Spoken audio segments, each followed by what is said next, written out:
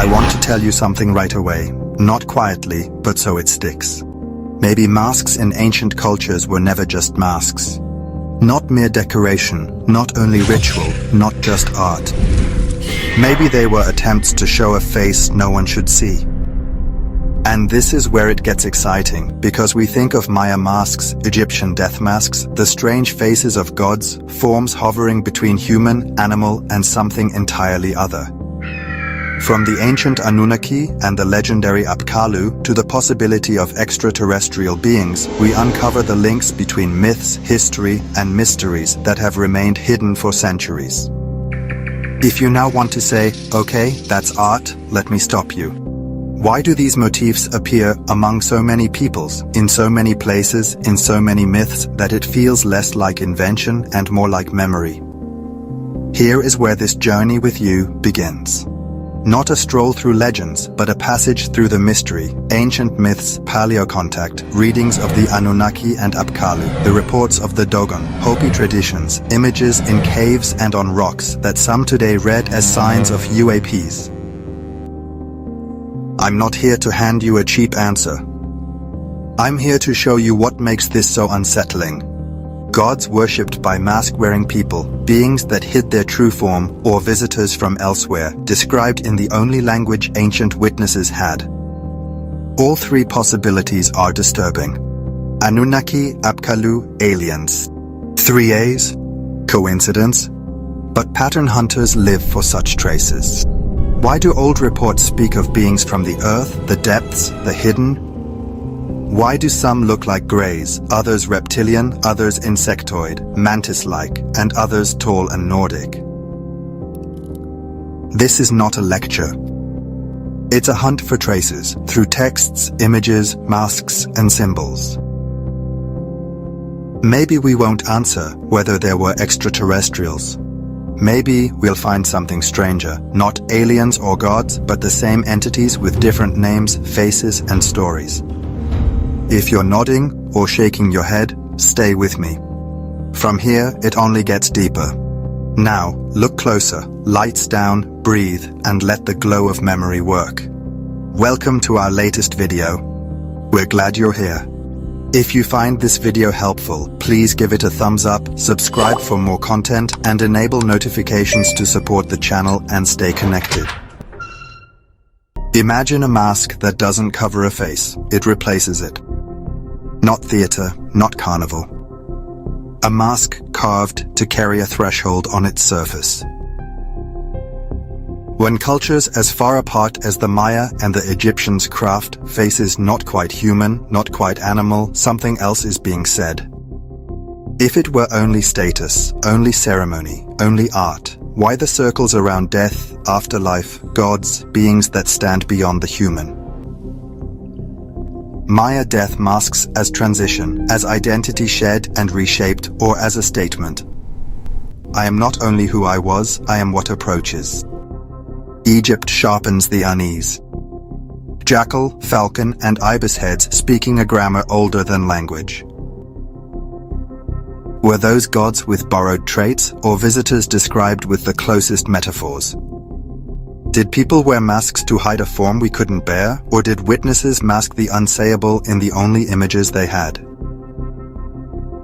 Sumer narrows the gaze, Anunnaki, Apkallu, names that sound like oars in dark water. Some hear deities, some hear the memory of those who moved between water, earth, and sky. Dogon whisper of beings from below, from the hidden. Hopi traditions of powerful visitors, not simply human. On stone walls and cave ceilings, figures glow, with halos of lines, objects flicker like lanterns hanging in the air. Today we murmur UAPs. Back then, they carved what they could not name. Perhaps masks were not conclusions, but keys. Attempts to contain a presence by giving it contours. To make terror wearable.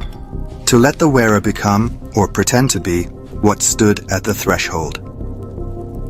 And perhaps the most disturbing thought, the face behind the mask was never ours. So we dim the lights. Let symbols cool to embers. Let the surface reflect. For when a mask stops being a face and becomes a mirror, you don't just see an image, you see what looks back. The faces of the gods in Egypt and among the Maya. Now, this is where it gets really interesting. If these ancient people were really just making art, or if they were showing something that was real to them, so real that it could only be expressed through symbols, animal heads, veiling, and ritual faces. Because in Egypt, we're not just encountering any old world of gods. We're encountering a world where the divine constantly takes form. Sometimes it's human, sometimes animal, sometimes both at once. Dog faces, cat gods, mixed beings, figures between this world and the next. And honestly, if someone told you something like that today, you'd probably say it sounds like mythology, right? But that's exactly the point. Mythology might not be the absence of reality, but the language used to describe reality when it couldn't yet be explained. And now imagine you're a priest, a scribe, or a keeper of ancient knowledge. You've seen something that doesn't fit into your world. Something with a presence, with a power, with an appearance that you just can't call human. What do you do then? You take what you know, you add animal features, you make it a symbol, you give it a mask or a face that carries meaning. That's exactly why Egyptian depictions often seem to both hide and reveal something. They don't tell you, this is a visitor from outside. They rather say, this is something bigger than you, and you'll only understand it through symbols.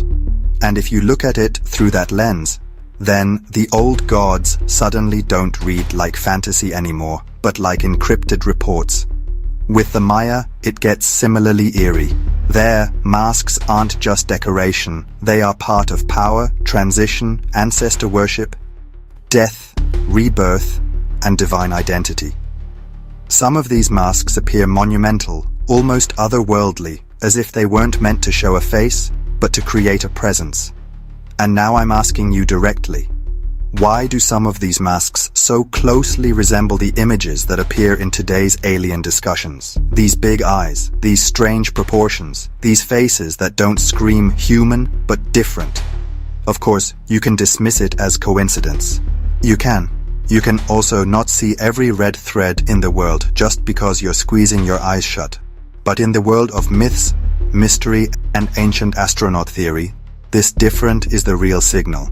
And the fascinating thing is, the deeper I go into these ancient cultures, the less it feels like separate, individual stories.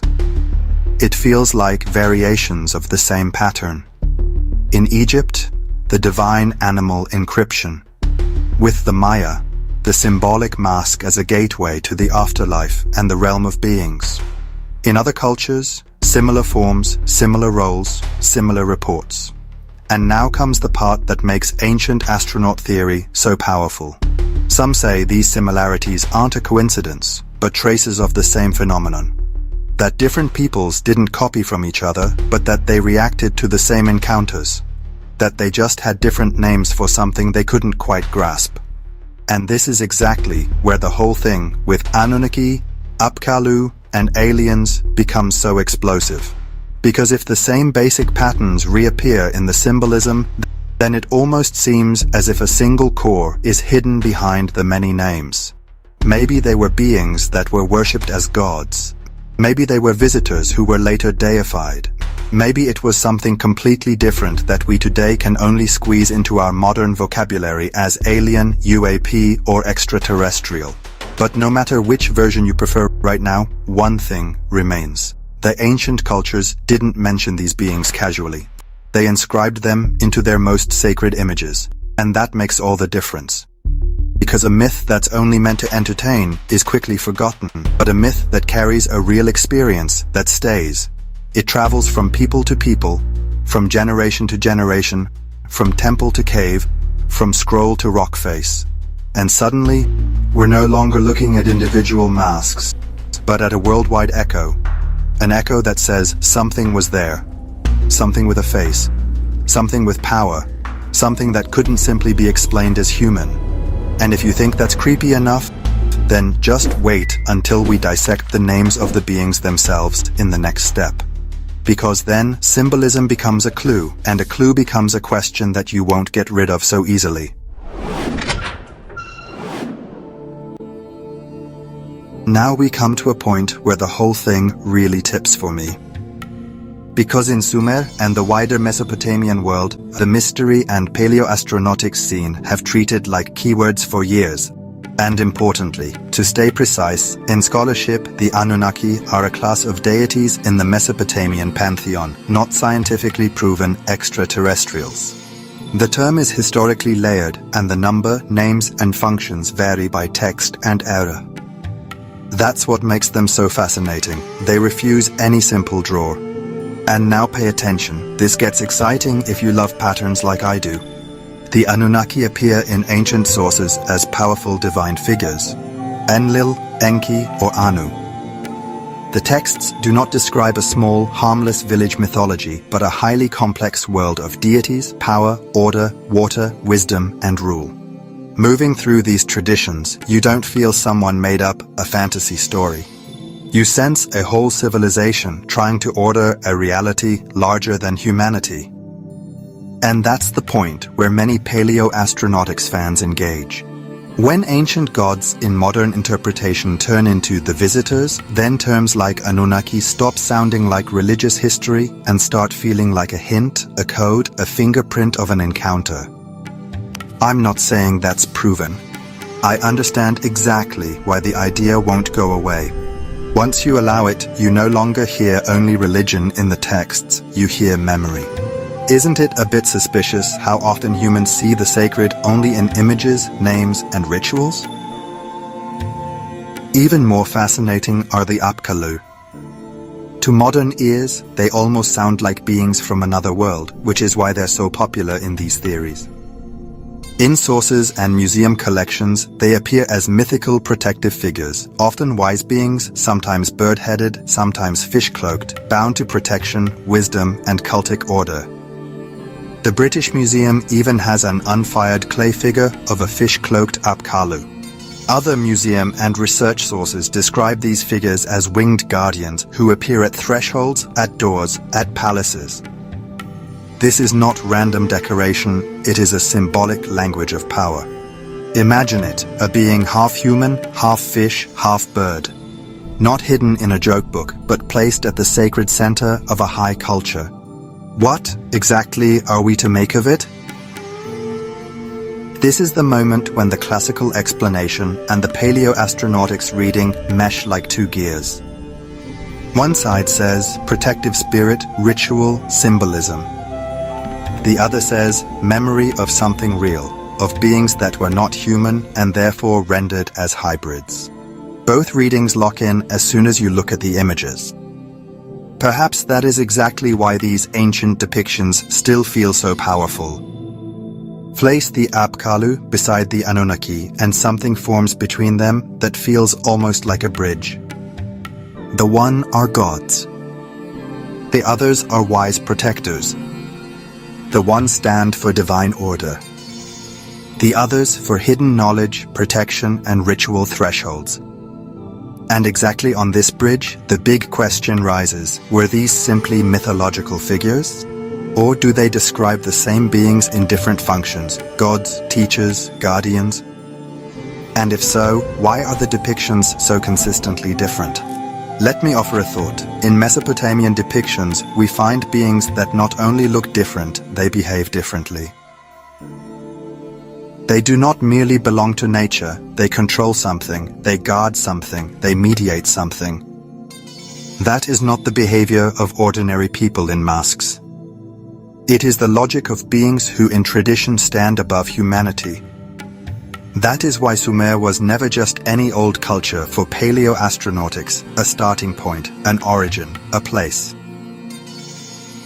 Here the trail may have begun. And if you ask why I hold you so tightly to these terms, the answer is simple, because here the red thread pulls tighter. Masks, gods, protective beings, hybrids. The strange fact that all this reappears in modern alien discourse, as if humanity never truly left this image behind. Write that down internally. Maybe humans don't just invent myths, we preserve encounters in a language that becomes readable only much later. And with that, in the next chapter, we move to reports from peoples who seem to come from the depths, from the earth, from hidden layers.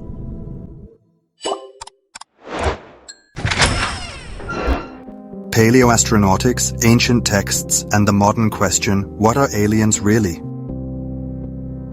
Now, we've reached the point where a riddle slowly becomes a theory.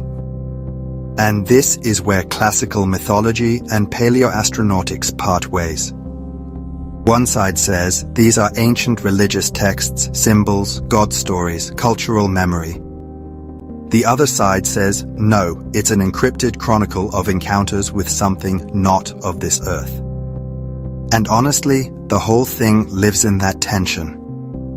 Because as soon as you start talking about Anunnaki, Apkallu, Maya masks, Dogon, Hopi, and rock art, you automatically land in the grand interpretive battle, ancient gods or visitors from outside. Maybe both, just in different languages? In today's paleoastronautics scene, one name appears again and again that many link with these topics, Timothy Alberino.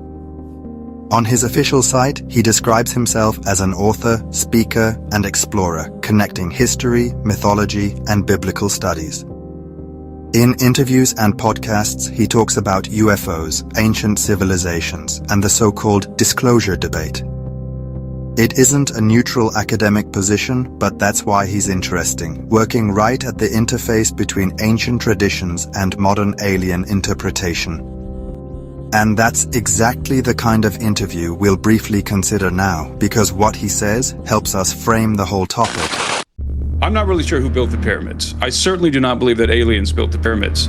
I do suspect, though, that they correlate to the global system of megalithic complexes that are found around the world, many of which I believe were built in the antediluvian world during the time which is variously described as the Golden Age by the ancients, or referred to as Zep Tepi by the ancient, by the dynastic Egyptians.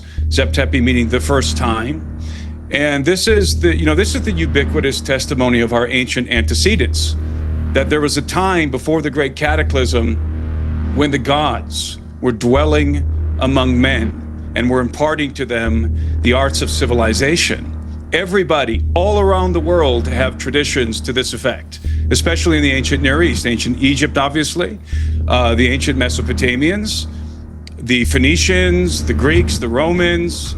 In Hebrew cosmology, these beings are known as the Watchers. The ancient Mesopotamian tradition calls them the Apkallu. So you have this ancient witness, this, again, from our antecedents, saying that the gods were dwelling on earth, whoever these gods were. In some cases, they were copulating with human women who were progenerating demigods, in some cases giants, and that there were extraordinary things happening in the world before the great cataclysm. Certainly the ancient Egyptians believed in not just one great cataclysm, but several.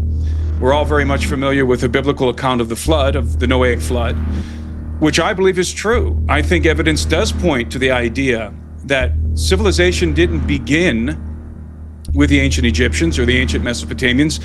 It re-began. It was a restart of civilization in the aftermath. So to be clear, Timothy, what you're saying is that you don't believe they were built by ordinary humans. I'm not sure who built the pyramids. I don't know. I think it's possible that these megastructures fall into the same category and time frame as some of the other megalithic structures around the world, which I do believe are antediluvian. The world before the flood, the world before the Noahic flood. The Mesopotamians attributed the arts of civilization to the Apkallu, who were not human beings. And here's the part I want to situate clearly for you as a viewer. As compelling as this theory feels in the community, official US bodies say something else. NASA stresses in its UAP program and FAQs that there are no data supporting UAP as evidence of extraterrestrial technology, and that current observations are too fragmentary to draw hasty extraterrestrial conclusions. The Pentagon or the White House, by contrast, clearly confirm that verifiable evidence of extraterrestrial technologies has been found. That's exactly why the debate is so explosive. Pop culture wants the big reveal already. Institutions demand solid data first. And still, or precisely because of that, paleoastronautics won't die. When you read ancient texts and also hear modern reports about UAP, greys, reptilian forms, mantis-like beings, or Nordic-looking apparitions, a pattern forms in many minds. Not as proof, but as an impression. And that impression says, maybe we've named the same beings differently for millennia. Maybe they were the ancient gods, finding a new face in every culture. Maybe they were the fallen angels of religious readings, maybe visitors from space, described then only as divine or demonic. And that's where it gets uncomfortable, because every explanation challenges the other. I feel it tightening here too. Anunnaki, Apkallu, myths from Egypt and Mesoamerica, reports from Africa and North America, plus cave images, masks, and the modern UAP debate. It doesn't feel like a pile of coincidences, but like a huge, millennia-old shadow running through cultural history. And if I'm honest about what fascinates me most, it's exactly this. Not that you get an instant answer, but that so many ancient sources create the same kind of unease. They show beings that seem greater, older, and stranger than humanity. And whether we call them gods, angels, or aliens, the core question remains the same. And now, just between us, this is the moment you already feel the next chapter must come. Because if the same patterns run through myths, religions, and modern reports, then the question eventually appears, the one every comfortable explanation avoids. Were these beings really always the same, only interpreted differently? Or did our language make them into what they are for us today? And if that's so, then the next chapter isn't just exciting. Then it becomes downright uncanny.